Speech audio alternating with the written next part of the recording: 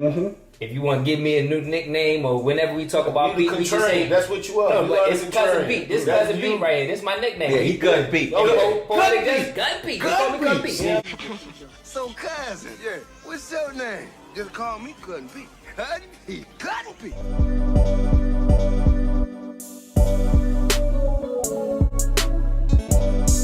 What we drinking today, man?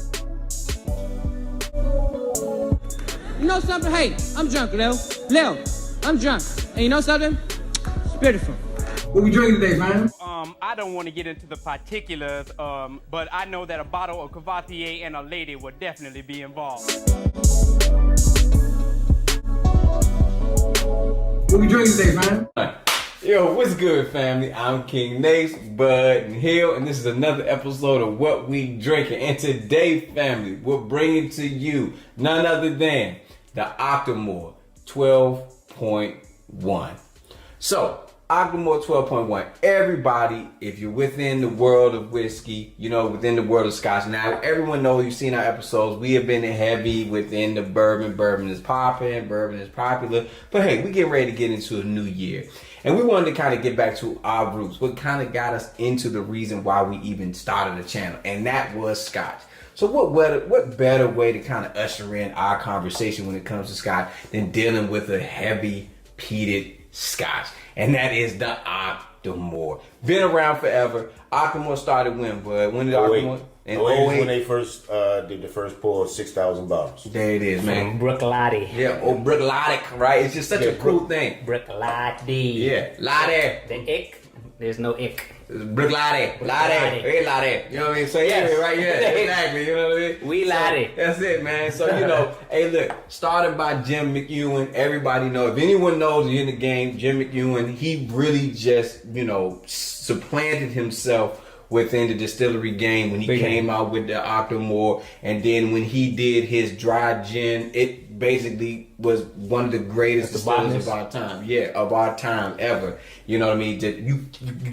You put respect on his name when he dropped that, man. Yeah, no, absolutely. And honestly, this was, you know, kind of what he described when it came to the BRUICHLADDICH as a Cinderella story when he dropped the Octomore brand.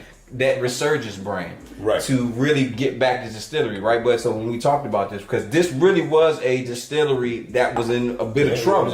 It was in shambles. They mothballed it in like 95 or something like that, I want to say. Yeah. For a second. But they don't just do at BRUICHLADDICH, it's not just the Octomore. No, they do three of them. They Port Charlotte. Port Charlotte, which is the non-peated. Yep. The BRUICHLADDICH, which is the peated, the heavy peated, and then the Octomore, which is supposedly the world's most peated scotch. Exactly. But you know, I would say work on your what I would consider to say brand a little bit, because you have what is it? Unpeated, peated, then super peated. It just seems or heavily peated. Heavily peated. It's like that's like, come on, you could have came with something you get the like heavily peated ones cooler.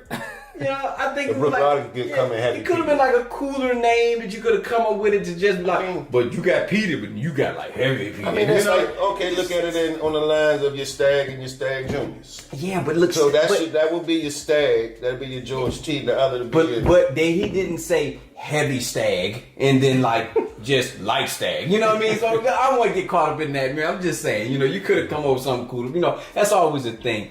But I love the bottle. I think the bottle is dope. Hey, but what makes it fun to me is that when you pour it, it's completely opposite of what this bottle looked like. Now, if you do get the 12.3, it comes in a clear bottle, so you get to see the juice. It is a dark night. It is cool. But then it got that gold, you know, almost honey.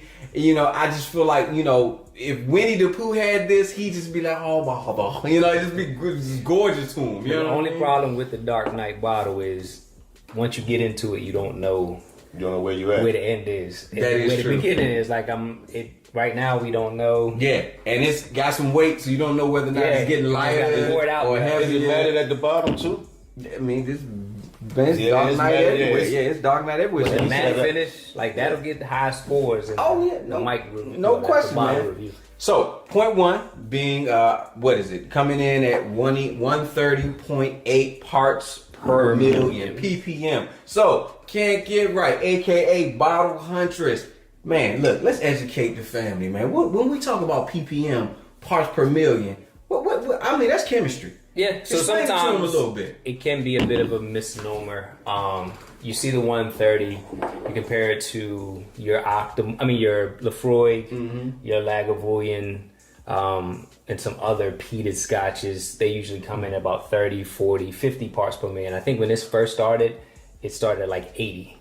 That's where the Octomore, like the Octo, comes from. But with that being said, you have to kind of look at the process of how a peated scotch is made. You have the initial process where we're talking about, the barley, the malted barley, where it's the sugars, enzymes, that whole thing, that reaction. Then from there, there's the drying process, which they use the actual peat. It's put in the kiln, put over top of a peat, fire, which they, put peat in, and then that's where you get the smokiness infused into the actual scotch itself. So that's when they actually measure the parts per million, the fennel parts per million. That's the fennel is what the amount of smokiness is in the actual alcohol itself.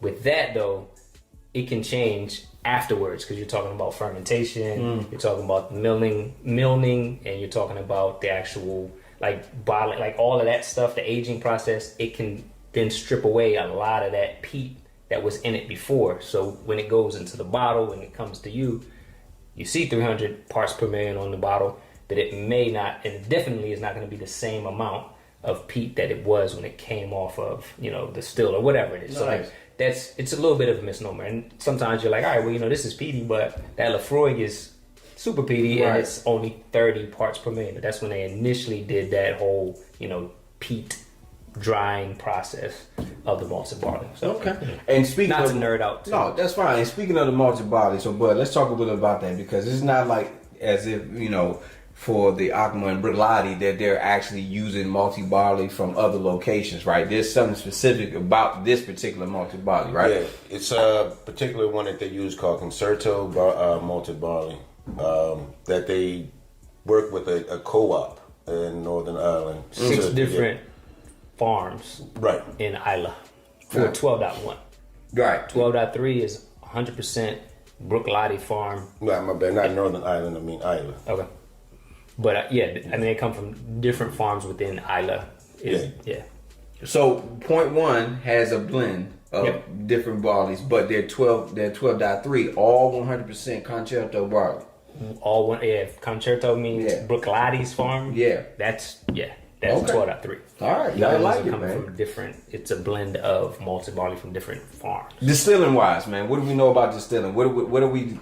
When I say distilling, when they're aging these, what are we talking about barrel wise? What are we looking at? This is that the 12.1 is aged 5 years and American first fill oak. Okay, and now American whiskey first fill oak. Gotcha. Now when we hear that, and if anybody remembers, if you go back to like the old Octomore, like the 11, you knew they were right there that they used mainly Jim Beam, Jack Daniels, and Hill. Right. So we can kind of surmise if they're saying that they're using those oaks, that most likely it's either coming from Jack Daniels or coming from Jim Beam, which not an issue, right? I mean, and most scotches, that's what you get, right? Yeah, it's going to be ex-bourbon barrels, aged in ex-bourbon barrels. That's what scotch is. Now, I want to ask a question while we're in here, because we've been kind of nosing it. What's your take on that? Do you like the more peated scotches that are more bourbon cask aged, or do you like the ones that are more of the, aged in like sherry cask or, wine barrels? What's y'all take on that? Before we get into this, it all depends. The finishing could be funny. It all depends on what they're finishing it in. Okay. Some of them could change the taste on the peated scotch for the better, or it could change it for the worse. Okay.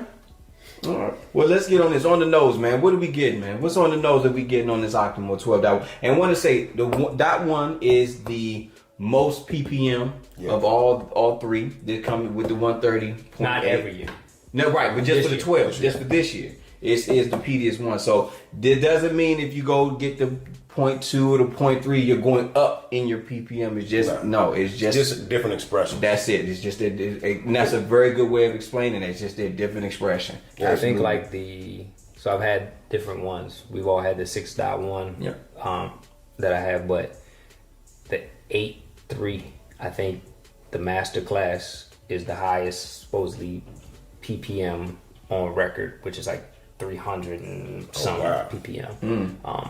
But I mean, it's good, you know, but then you're talking about different finish, stuff like that. Right, and don't equate that to proof, right? When we say ppm, don't immediately think like, oh, well, you know, like with a bourbon, we're saying, well, if it's 115 proof, it's not a 1-to-1 ratio that we're talking about here. It's totally separate. So don't get that caught in your mind. Phenol parts per million. Right. So focus on ABV. So we're talking about 59.9 ABV. So it's actually still, you know, when we talk about ABV, it's still high. Oh, that's still a high ABV. You're looking at one. Normally it would be 119.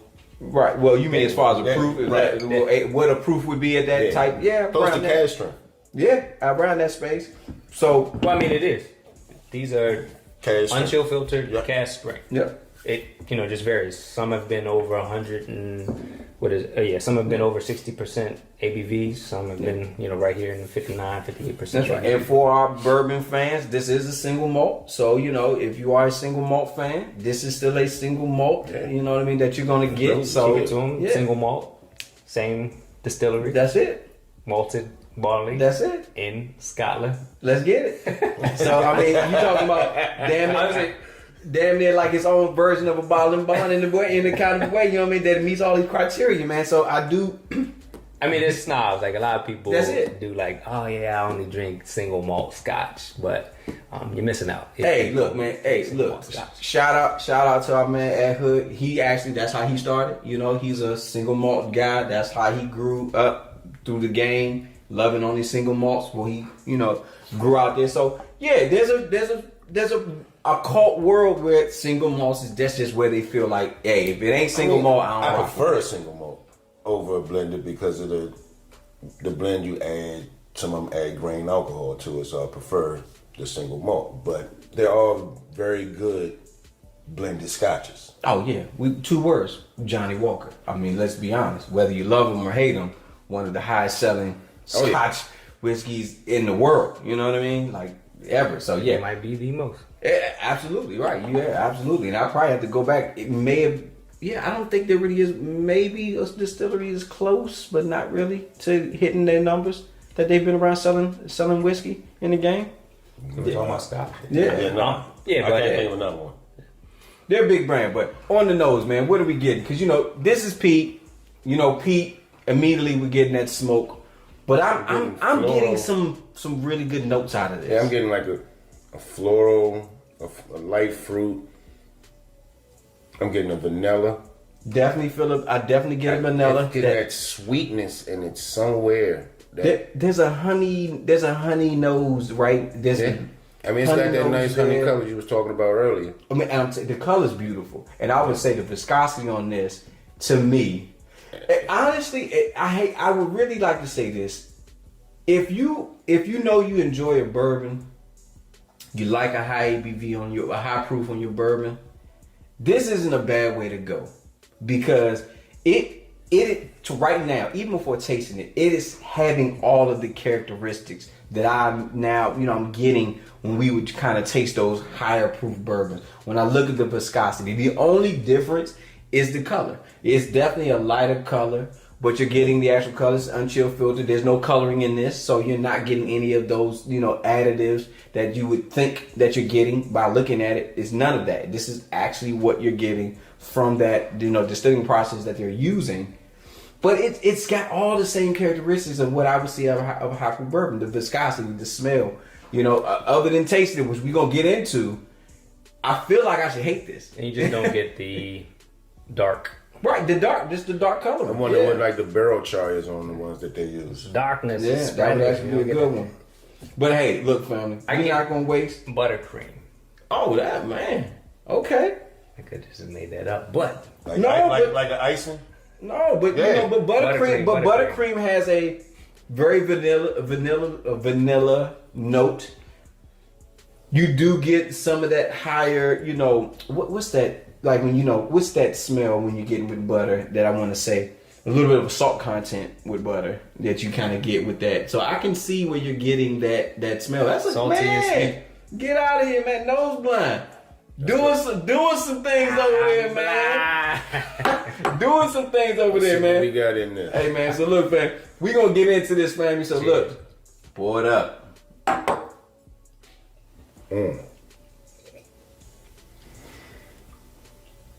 That's a blooper right there. Whatever popped out the glass hit me in the eye. As Tommy would say, oh my damn. Ooh. Oh, that's good. That is And hot. the distiller at hot. BRUICHLADDIch, Adam Hannett. You are loud, sir. Sorry. Your I new apologize. nickname is about to be Jawbone. Outside. Second. That hit my tongue a little different. Ooh, Yeah. I know your name. Yeah. That hit my tongue different. I mean, it is It's hot. 60%. Yeah, I mean, it's We're coming not in. drinking Ovaltine, right? Yeah, I know it's the it's, holidays. It's hot. got It's you hot. the Ralphie Coke from Christmas Story. Yeah. Woo. We gotta come up with nickname for Bud. We ain't got no nickname. It's for Bud right It's here. just Bloodhound. Bloodhound and Bud. But you know, all right, I gotta go back in because I came in hot. It came in a little hot for me. Like I say, it's not Ovaltine. Be sure to drink your Ovaltine. It's a commercial. Crummy commercial. What y'all getting on that first taste though? How y'all feeling about it? So I get a cream to it. It's weird. It's we always say, we talked about this before, like a cookout, the barbecue. This tastes like you put something on the barbecue. We got that from the sherry finish, I think, but on the Lefroy, because it's weird. You get the I smoke. think it's playing with your sensory, Yeah. Stuff. It's the smoke, but then you're like, all right, I get the floral notes. It's fruit. That playing together to me, it messes me up. I'm like, what am I drinking here? You taste like what you think. Like you smell your shirt after you cook out, and what you think that I think smells we like. said this before, but it's Yeah. but it's meatiness too. Like that's Yeah. that savory or whatever. I don't know. You might not agree, but you ever had honey baked ham? Smoked honey baked ham? Yeah. This is what I'm getting. This is I get that. Smoked like There's a honey baked meatiness. ham. You talking about from the honey baked ham store, or just the actual? Like just no, like whether you get it from, go to the little market that everybody goes to for the holidays, or you actually, if you ever gotta just make it yourself. Yeah. It has that sweetness. There's that meatiness to it, but because of that smoke, that's like if you ever if you ever take ham, you put it in the microwave for a little bit after, because sometimes people serve it cold. Just depends on the situation. But if you want it a little bit hot, I know what you're talking about. you're Yeah. getting that. Folks, That's we're what not I'm trying to be getting. funny, folks. Like seriously. It's something about this Octomore. Yeah. Oh, it's good. And it's not going to be something that we would say, all right, everybody just jump out and try and find this. One, it's expensive, Yeah. Yes. right? Coming in so- at 200. Yeah. 200 a box. So Very expensive. you're Yeah. talking about money-wise, you got to dig in your wallet. But Very much so. not even just that, it isn't something that if you're new in the Scotch arena or just anything, like if you're coming from cognac, you're coming from bourbon, you don't jump into this. But I think eventually, if you can start down the road, when you get here, you can have an appreciation. Like it's good. I would Just this. definitely say I enjoy this more than I enjoy the Lefroy straight. So Like not Lefroy like 10. sucking It's- on a dirty sock. Yeah, no, it's that sweet note. Yeah. That sweet It note changes it up. It's just for this. In fact, there's in a bourbon cask. Age 5 years to be a young Scotch the way it is. This is good. So that is I think the main thing to kind of point out. Like Yeah. people are always like, all right, well, we're only getting 5 years age, statement, but it doesn't. It drinks like it's a little bit older, like it's older brother, or it's more sophisticated cousin. Like I don't know. It's more refined. It is. I feel like I could give this to a bourbon drinker, and they would absolutely enjoy this without a shadow of a doubt. I don't see that. So that I won't agree with. But this is what I will say before you get into that. Okay, I don't want to go down that road. I but say you could maybe do that maybe you let me know if with you a- feel differently. With But more of a space side. really, Yeah, Space or maybe a Highland. A fruitier. Maybe a Highland. But with an Island, no. That Really? peat has a distinct taste. It's different. Because You're either gonna like it immediately or you're not going to. If you jump into it and jump into peat, Space and side you're not ready, scotches you're are not- so sweet. The sherry and all of that is so sweet versus, when you're talking about an island, the peat in an island, it just feels more of that, that oakiness that I would think a bourbon person would, I drink bourbon. I would love more. I want the oakiness, the barrel. This feels more close to a barrel than I would get out of a Macallan. I say so. Oh, wow. Okay. I mean, if we get on point real quick. No, Hey, I mean, just real quick. we just have fun. The Glenfiddich 14. Oh. 14 is the perfect one to transition with. To go from Scotch to bourbon or vice versa. Okay. Because it's aged in bourbon barrel, and you get that little bit of Highland Scotch, that little bit of smoke, but not the peat, and you still get the sweetness from the bourbon cask. So you feel a little comfort, and you taste something different. So with that being said, as we all know, 5-bottle rating, similar to the source. We always talk about this. It comes down to 5 basic principles. We're talking about the look. We're talking about the taste, the nose, the price, and would it make the cookout? Right? That's what's important about this. So with that being said, I'm gonna pass it over to the Bloodhound. Bloodhound, what you giving this Octomore, man? The 12.1 expression. To break it down and to use everything, our criteria, because that's not making the cookout. Because I know. Correct. it's not making the cookout, and the price point is high. Yeah. So to deduct that, I mean, I wanted to give it a 4 because it's good. I like the bottle. Okay. But for the other parameters that we're using, it's not gonna make the cookout, so I'm gonna have to give it a 3. Giving it a solid 3. That's still good though. A 3, that's a solid number, man. So I'm gonna have to go ahead and say, price wise, $200. It's just over the top for me. I would have liked to have seen this bottle probably come in at a good one, maybe like a 125. 125 seems more reasonable to me for this particular bottle versus coming in at $200. Good Lord!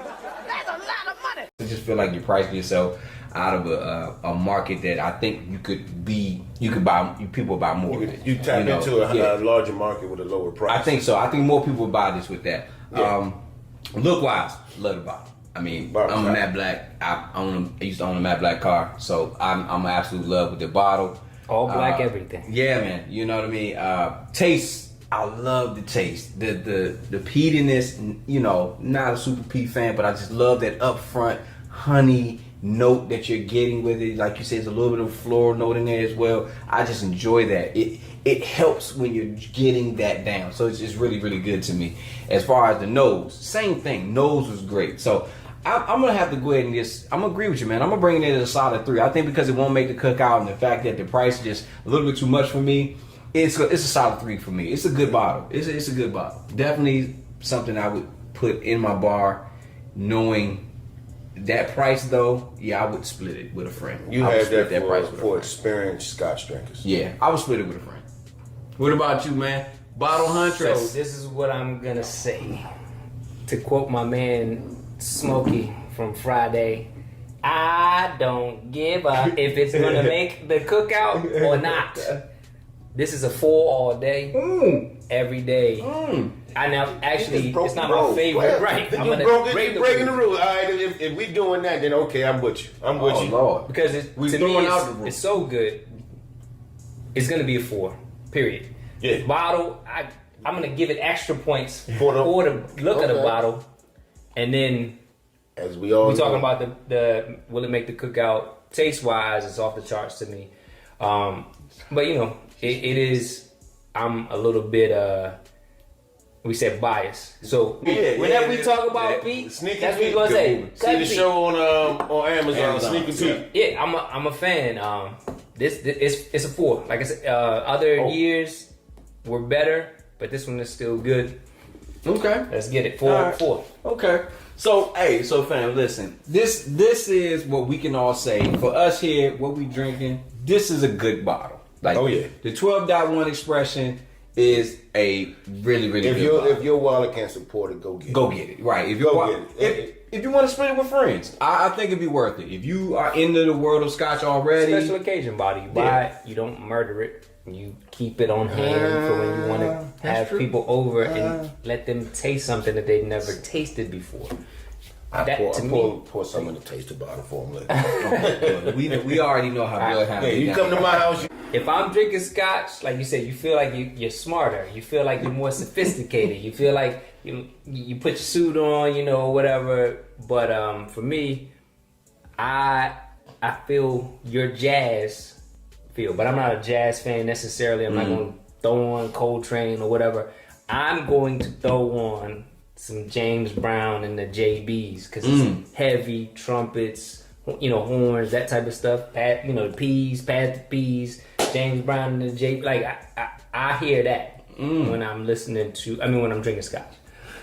I don't know about you. For this Octomore though? For this just Octomore? Scotch in general. Like when I'm sipping scotch, I just feel like I'm more sophisticated. I want to cross my legs at the knees and the ankles and drink this drink like that. Like I don't know. I'm gonna be specific. I'm gonna go with Marvin Gaye, Trouble Man. But it's just one song, or you don't get the whole vibe. It gives me that whole vibe. That whole album. The whole album is lovely, but the Trouble Man vibe, the way it comes in. Okay. Yeah, I'm gonna go a different direction because generally if I'm drinking Macallan, I think the more sherry oak, scotches, definitely jazz all day long. I'm listening to Benny Ghost and other brothers like that. But for this peated, I don't know why, but I just get more of a Nat King Cole vibe, man. Just more of a Nat King Cole vibe off this bottle. Man, I think that kind of like he doesn't have a rasp to it, but it's just that mellow tone. It just, kind of just hits you. But yeah, just a smooth brother. So get you some old school 80s, 70s. You know what? Let me switch it up. I'll give it to you like this. I'm going to give you a whole album. The Silk Sonic album with freaking well, good God. Yeah, that whole album you just went it's the whole album if you listen to it. Smoking out the window. Yeah. But that's what I always kind of want to tap into when we're talking about drinking something. Like usually you sit down, you have a bottle, you have a glass. It's not just one track. Right. You sitting and you sipping for a little while. You might have a stick and you're sipping while you're smoking a cigar. So like for me, like I said, I could give you the whole James Brown, anything, the Big Payback, like put that and just sit and listen to that. But I said James Brown and JB's because it's that horn, that trumpet, like all that. I'm digging that. Nice. All right, man. Well, that's it, family. This has been another episode. Our review of the Octomore 12.1. Give it a try. Listen, go get you a bottle. Share it with friends. If your pockets are deeper than ours, grab one for yourself and just have it as that nice little limited edition bottle that you share with some special friends when you want to try them on something different. You know what I mean? And as always, man, like, share, and subscribe. And do more. Comment. We love to communicate with our fans. Have a healthy conversation. Do you agree with what we're talking about when we talk about the Octomore? What are some of your alternatives when you get into the Scotch gamble? There's some other things that you think you want to be introduced to before you get your friends here? Let us know. Join our Patreon. Maybe just get a pour to, have to shell out $200. There you go. Hey, check it out first. You check like us out on Instagram too. Hey, that's it, family. And as always, I'm King Napes, Bud, and Hill, and this has been another episode of What We Drink. And as always, family, please, please, please drink responsibly. But more importantly, just drink. Love.